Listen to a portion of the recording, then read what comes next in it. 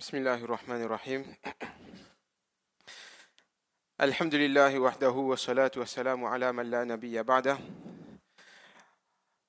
أما بعد فأعوذ بالله من الشيطان الرجيم بسم الله الرحمن الرحيم وكذلك جعلناكم أمة وسطا وقال النبي صلى الله عليه وسلم الكيس من دان نفسه وعمل لما بعد الموت والعاجز من أتبع نفسه هواها وتمنى على الله أو كما قال عليه الصلاة والسلام.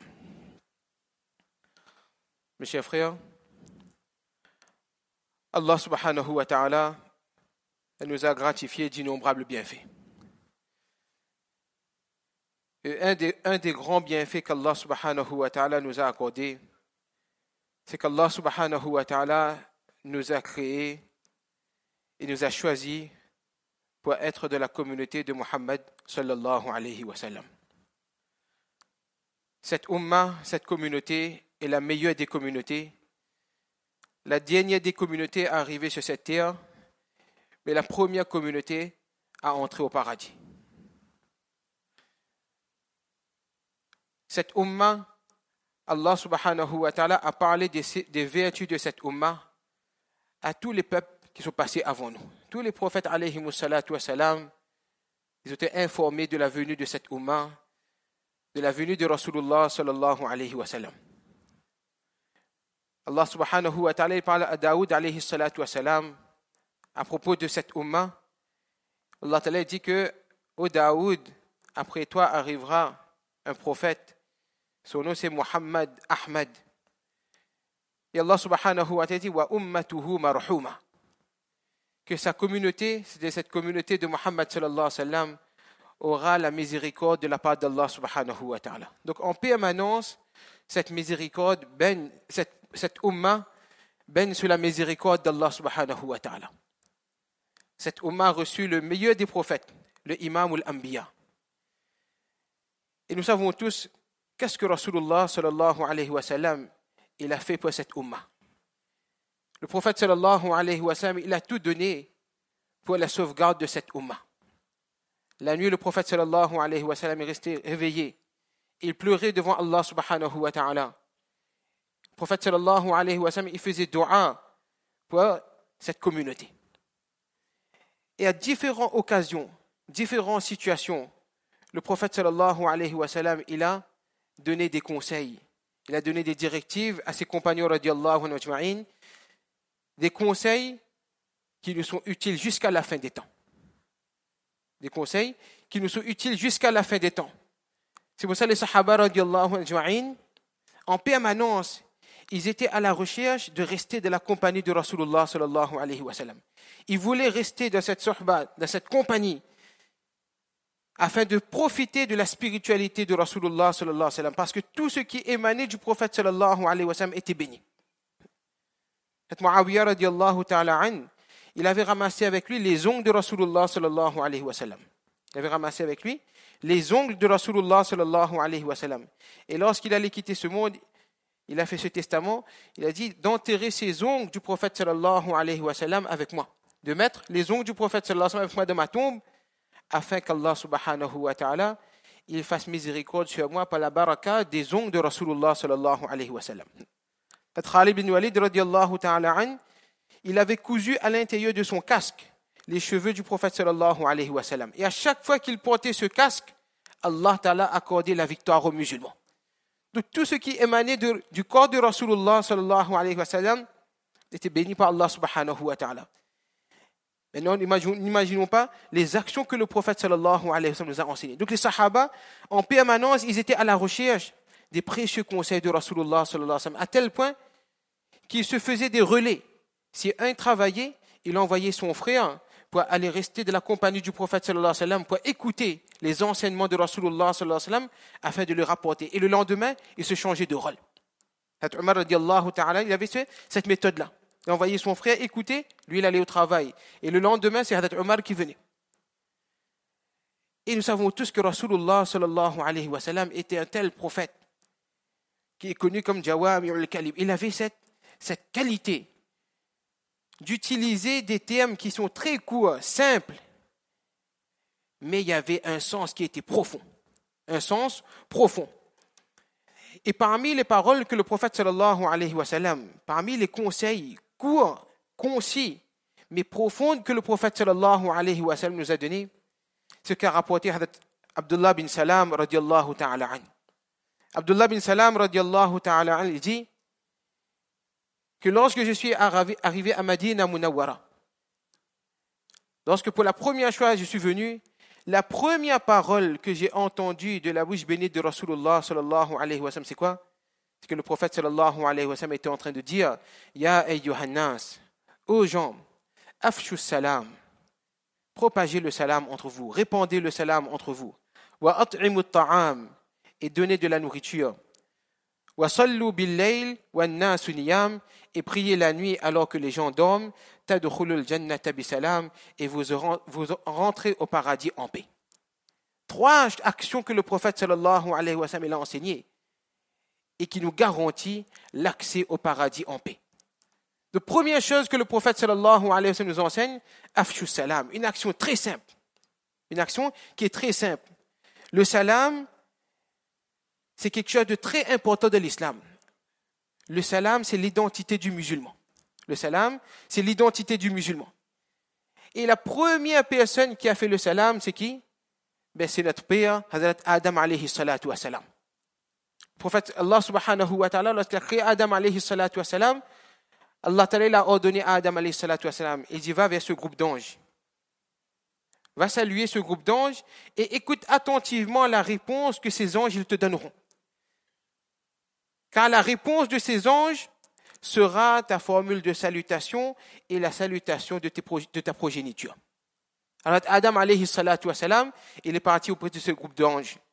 Et là il a dit Assalamu alaykum. Il a fait salam à ces anges. Et les anges ont répondu Wa alaykum assalam wa rahmatullah. Wa alaykum assalam wa rahmatullah.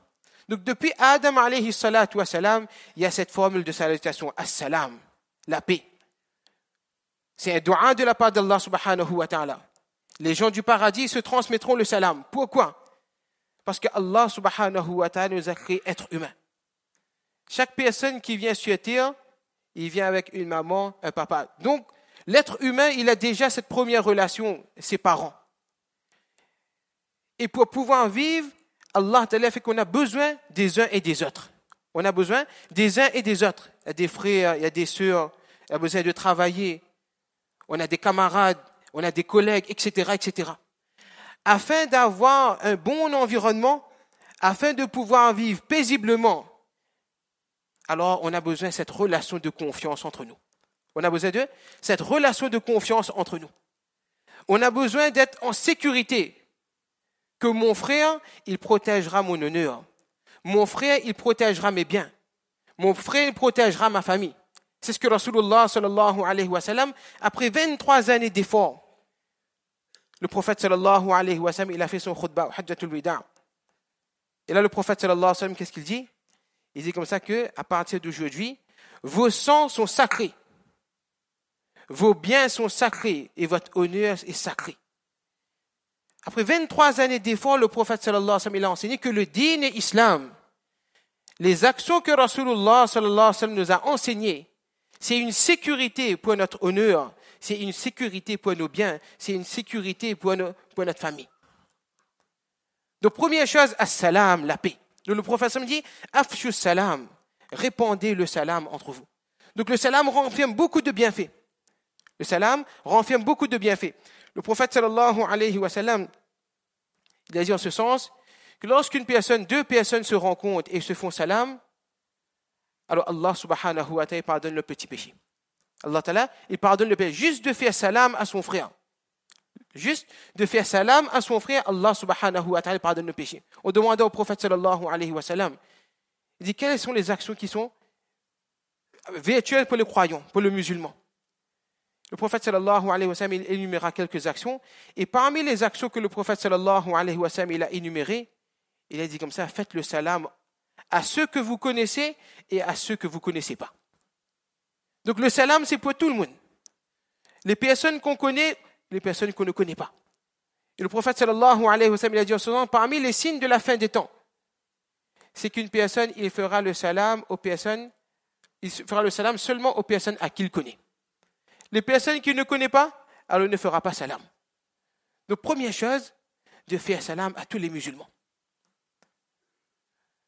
Deuxième chose que le prophète sallallahu alayhi wa sallam nous enseigne à travers le salam, le prophète sallallahu alayhi wa sallam nous enseigne qu'à travers le salam, Allah subhanahu wa ta'ala fera développer en nous, entre nous, Allah fera développer cette fraternité, cette amitié qui fait partie importante des branches de notre iman. Un iman à travers lequel Allah ta'ala nous fera accéder au paradis. Donc, à travers le salam, Allah va faire développer entre nous cette entente, cette mahabba, cette amitié, cette fraternité. Le prophète sallallahu alayhi wa sallam dit « La tadkhulul jannata hatta tu'minu » Vous ne pouvez pas entrer au paradis tant que vous ne croyez pas. Et le prophète sallallahu alayhi wa sallam dit « Wa la tu'minu hatta tahabbu » Et vous ne pouvez pas croire, vous ne pouvez pas avoir la perfection de iman tant que vous ne vous aimez pas entre vous. Tant que vous n'avez pas cette mahabba, cette entente entre vous. Ce respect mutuel que Rasulullah sallallahu alayhi wa sallam il a enseigné aux sahaba radiyallahu anhum ajma'in. Le respect mutuel que ces sahaba ils avaient. À tel point que dans une expédition, il y a eu une mésentente entre deux compagnons. Alors chacun il a appelé ses partisans à sa tribu. Alors tout de suite le prophète sallallahu alayhi wa sallam, lorsqu'il a vu que chacun il est en train d'aider sa tribu, sa famille, tout de suite le prophète sallallahu alayhi wa sallam il avait dit, il a dit délaissez cela. فَإِنَّهَا مُنْتِنَةٌ C'est une parole qui est sale, c'est une parole qui a une mauvaise odeur. Ça c'est les paroles de la jahiliya, de l'ignorance. Le prophète sallallahu alayhi wa sallam est venu pour casser toute cette barrière. Le prophète sallallahu alayhi wa sallam est venu pour constituer une ummah. Il n'y a pas la barrière de couleur, de langage, de langue, mais une seule ummah qui a été envoyée pour l'adoration d'Allah. Une seule ummah qui se respecte mutuellement. Donc le prophète sallallahu alayhi wa sallam dit, vous ne pouvez pas accéder au Jannah, au paradis, tant que vous ne vous aimez pas entre vous. Puis le prophète sallallahu alayhi wa sallam dit, ne voulez-vous pas que je vous indique une action qui va créer cette mahabba, cette entente entre vous? Afshu salama bainakum. Répandez le salam entre vous. Donc le salam, c'est une action qui va créer cette mahabba, qui va enlever toute cette rancune, cette haine entre nous. Il dit en ce sens que la personne qui fait le salam, alors il sera protégé de l'orgueil. Man bada'a bis salam bari'un min al-kibr. La personne qui cherche les occasions de faire le salam en premier, alors Allah Ta'ala protégera cette personne de l'orgueil. C'est pas que, ben non, moi je suis meilleur que lui, pourquoi c'est moi qui dois le faire salam? Non. Sahaba radiallahu anhu, ils se concurrençaient à faire le salam en premier. Pourquoi? Pour avoir ces qualités qui sont agréées chez Allah subhanahu wa ta'ala. Ces qualités qui sera un moyen d'accéder au Jannat. Donc, afshu salam bainakum. Donc, nous aussi, mes chers frères, une qualité importante à développer entre nous, c'est de se faire salam entre nous. C'est de faire salam entre nous. D'enseigner à nos enfants de faire salam. On est avec nos enfants, on passe devant une personne, alors on dit à nos enfants d'aller faire salam. Et lorsqu'une personne nous fait salam, ben de répondre d'une manière que cette personne elle l'entend. Il y a quelques jours de cela, j'ai dit à une personne, il faut prendre l'habitude de faire salam. Surtout les élèves de la madrasa, on voit les différents professeurs qui passent, de faire salam. On est à la masjid, de faire salam. Alors, il y a un enfant qui a fait la remarque, il dit, Moussa, ben, je fais salam à certaines personnes, mais il ne me répond pas. Il me répond pas. Alors que peut-être la personne répond, mais doucement. Donc, surtout quand c'est avec les enfants nous font salam, alors de prendre en considération les salams des enfants. Des fois, les enfants nous font salam, on répond, sans compte, on parle. Mais cet enfant, des fois, il est un peu vexé. Mais comment il va prendre l'habitude de faire salam? Alors que si un enfant nous fait salam, alors on donne de l'importance à cet enfant, que cet enfant nous a fait salam. Mais Inch'Allah, ça va l'encourager. Et il va continuer à faire salam. Donc, d'enseigner à nos enfants de faire salam. On rentre à la maison, de faire salam aux gens de la maison. De faire salam fort, d'enseigner à nos enfants lorsqu'ils sortent de l'école, de faire salam à la maison. Une action simple, mais qui renferme beaucoup de vertus. À tel point, le salam est tellement important que si une maison est vide, alors lorsqu'on entre dans cette maison, alors de faire salam, assalamu alayna wa ala ibadillahi salihin. De faire salam quand on entre dans cette maison-là. Donc ça, c'est la première action que le professeur me dit. Deuxième action, wa at'imu ta'am. Donner la nourriture aux gens. donner la nourriture aux gens. Et pour voir comment les Sahaba, radiallahu anhum, ils étaient généreux. Comment Rasulullah était généreux. Mais de lire le livre Hayatul Sahaba, la vie des compagnons, comment les Sahaba, radiallahu anhum, ils étaient généreux. Aïcha, radiallahu ta'ala anha, une fois elle était en état de jeûne, un mendiant est venu pour demander s'il y avait quelque chose à manger. Alors Aïcha, radiallahu ta'ala, avec un morceau de pain pour rompre son jeûne. Elle a ordonné à sa servante d'aller donner ce morceau de pain-là à ce mendiant. La servante, elle a refusé. Elle a dit non, je ne veux pas donner ce morceau de pain. Avec quoi tu vas rompre ton jeûne? Mais Aïcha radiallahu ta'ala, elle a insisté, elle a dit non, donne à ce mendiant ce morceau de pain-là. Ça, c'était la générosité des Sahaba radiallahu anhum. Et troisième action que Rasulullah sallallahu alayhi wa sallam a dit, wa sallu bil-layl wa an-nasu niyam, de faire la salat de la nuit, la salat de tahajjud. La salat de tahajjud, c'est une action très importante. Allah subhanahu wa ta'ala, à travers la salat de tahajjud, Allah nous donne cette force de pouvoir se protéger des péchés. À travers la salat de tahajjud, Allah ta'ala nous protège de la jalousie. La jalousie, c'est une action qui mange nos actions, nos bonnes actions, exactement comme le feu consume le bois. Mais à travers cette salat de tahajjud, on va se prosterner devant Allah dans le silence de la nuit. Allah va nous donner cette force spirituelle, cette force intérieure de pouvoir se protéger des péchés. Allah va nous donner cette force intérieure de se respecter mutuellement, de voir les qualités de nos frères et de passer sur les défauts de nos frères. Donc Allah subhanahu wa ta'ala nous donne tawfiq, inshallah, de mettre ces quelques actions en pratique de notre vie, d'encourager à nos proches, à nos épouses, à nos enfants, de faire le salam, les femmes entre eux, de se faire salam entre eux. Les femmes entre eux, de se faire salam. Des fois, les femmes entre elles, elles n'ont pas cette habitude de faire salam entre elles. Si elles se côtoient à la madrasa, elles se connaissent, font salam. Et des fois, on va faire les cours, etc. On voit d'autres dames musulmanes, il fait salam, la dame ne connaît pas, elle ne répond pas. Elle n'a pas cette habitude. Donc, d'encourager nos épouses, d'encourager nos enfants à se faire salam. Donc, Allah ta'ala donne tawfiq, inshallah, comprendre, mettre en pratique. Wa akhiru da'wana, alhamdulillahi rabbil alamin.